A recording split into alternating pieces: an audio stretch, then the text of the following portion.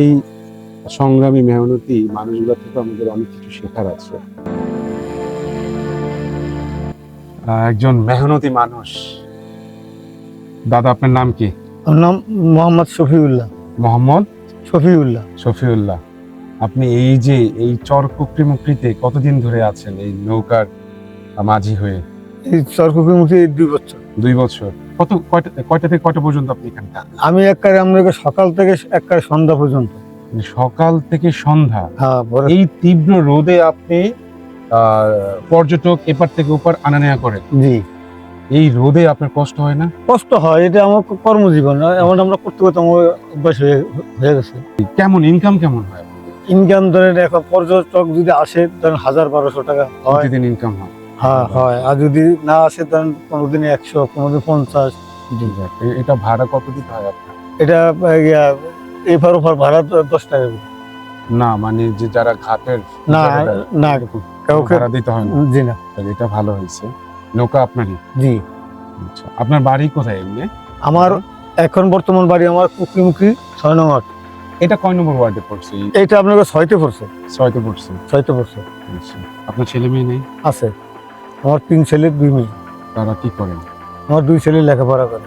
তাই? কিসে পড়ে? একটা দাওরা পরে আর একজন হাফিজি করে। মেয়ে 2টা বিয়ে দিছি এবং আচ্ছা, একটা খরচ আছে, ঝামেলা আছে। তো আসলে এই যে দেখেন, আমরা যারা ঢাকায় বসবাস করি তারা কিন্তু এই যে প্রত্যন্ত এই চরাঞ্চল এলাকায় কোস্টাল এরিয়াতে এই যে মেহনতি মানুষের যে সংগ্রাম, এগুলো কিন্তু সচরাচর আমাদের চোখে পড়ে না। তারা কিন্তু জীবনের সাথে লড়াই করে যাচ্ছে, সংগ্রাম করে যাচ্ছে এই কোস্টাল এরিয়াতে দিনের পর দিন। তারা জীবনের সাথে সংগ্রাম এগিয়ে যাচ্ছে।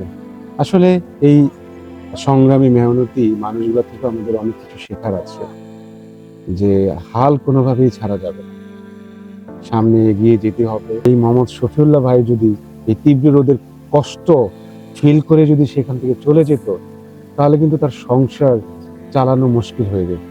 তার বাড়িতে সন্তান আছে, বউ আছে, কিন্তু সেই জীবনের সাথে যুদ্ধ করে তার ডেইলি লাইফ মেনটেন করার জন্য কিন্তু এখানে টিকে আছে। আর আমরা কিন্তু অল্পতেই হতাশ হয়ে যাই। তো আমরা দোয়া করি এই মেহনতি মানুষগুলো আসলে আল্লাহ সবসময় ভালো রাখুক। আপনারা ভালো থাকবেন। হ্যাঁ, আমাদের জন্য দোয়া রাখেন। আমরা আসলাম এখানে, গতকাল আসছি, আজকে ক্যাম্পিং করলাম, তো এখান থেকে ঢাকায় ব্যাক করছি। ঠিক আছে? ঠিক আছে।